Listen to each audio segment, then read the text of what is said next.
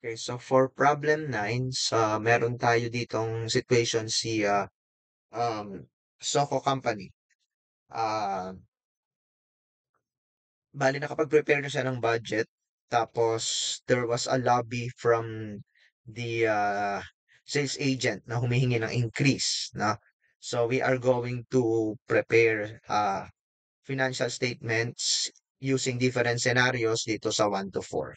Okay, so let's start. For number 1, we are asked to compute for the company's break-even point in sales peso based on the given pro forma profit or loss statement. So, for our solution, we start with the contribution margin at break-even. So, yan po, of course, alam natin na pag break-even, ang contribution margin ay equal sa fixed cost. So, we put 100,000 dyan. Okay? Um, the next thing that we will do is wait, nakalimutan ko ano yung requirement. Okay. So we are asked to compute for the ano nga ba, break-even point in sales pesos. So we have to compute first for ano no, for the ratio no nung especially nung contribution margin. So let's have the sales amounting to 1 million as 10 million as given in the problem. And then variable cost, given din naman yan at let me see. Hindi pa pala siya totally given ano kasi we have to ano pala no, i-restate itong income statement dito, no. So for variable cost, meron tayong cost of goods sold na 6 million. Hindi kasi sinabi sa problem kung yung cost of goods sold is fixed or variable. So, ang judgment ko, kung hindi naman siya sinabi kung fixed or variable, it's most probably variable. Okay? No, yung cost of goods sold, nagva-vary naman yan in some way, no, related to sales. So, kung yung problem is silent, we assume it's 100% variable. And also, meron tayong variable commissions amounting to 2 million. If we will return dito sa um, problem, no? Ah, well, I think the problem is also silent kung yung commission is fixed or variable. But generally, that's variable, no? It's a certain percentage of sales. So, we put it as a variable cost. So, ang total niyan is 8 million. And then, of course, the contribution margin will be 2 million. From this, no, pwede na nating makuha yung contribution margin ratio at 20%. So we divide 2 million by 10 million to get 20%. Now, using that ratio, para ma-compute natin yung break-even sales, we start again with the contribution margin at break-even na na-compute na natin kanina, or actually hindi natin kinumpute. That's actually the fixed cost. So 100,000, no? Kasi nga pag break even, fixed cost is contribution margin. And we divide 100,000 by the contribution margin ratio, which is 20%. So we will get the break even sales in pesos, 500,000. Yun lang ba yung requirement? Wait lang. Yes, yun lang. Okay, for number 2, uh, we are again asked to compute for the break-even point, but this time we assume that the company will employ full-time salesperson. Um, ang fixed cost at this situation, madadagdagan siya. According to our problem, yung mga i-hire na sales agent they will receive 30,000 pesos each. Tapos merong 3 sales agents plus 5% commission. So yung kanilang ma-receive is partially fixed, partially variable. So let's have the fixed part here, yung fixed salary nga nila at 30,000. Then we multiply that by the number of salespersons na 3. So for a total of 90,000. And then we also have the sales manager. I think meron din tayong ganong given. Yes, no? Mag-hire daw ng sales manager who will receive fixed salary of 160,000. So we put that amount sa fixed cost, fixed sales of salary manager at 160,000. And then yung other fixed cost na sinabi yata doon sa problem ay hindi naman mababago. So meron tayong 100,000 na other fixed cost. So we include that here. So 100,000. So we have total fixed cost of 350,000 pesos. So ito yung yung we will compute now yung contribution margin ratio. Okay? So let's start with sales at 10 million na hindi naman natin babaguhin. Now yung variable cost natin babago din, no? So maliban dun sa cost of sales na given sa problem amounting to 6 million, magkakaroon din tayo ng variable commission amounting to 5% of sales. So we put it here. Commission 5%. So that's 5% of 10 million, 500,000. So total variable cost of 6 million 5. So we will have contribution margin na 3,500,000 na sa inyong commission. Yun yung natin contribution margin. So from there we can compute na yung ratio 3,000,005 divided by 10. So our contribution margin ratio will be 35%. And just like what we did dun sa number 1, yung ating contribution margin at break-even, which is equal to the fixed cost na 350,000, will be divided sa contribution margin ratio na 35%.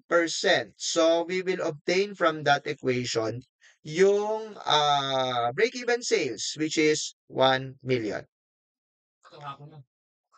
Okay. For number 3, sabi dito, we are asked to compute for the sales in pesos. Compute the sales in pesos.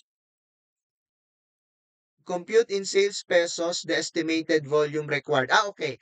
So for number 3, we are asked to compute for the number of units to be sold if we want to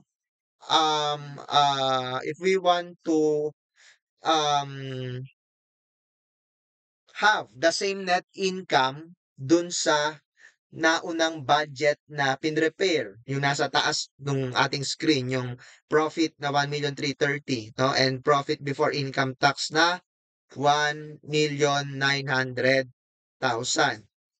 Um,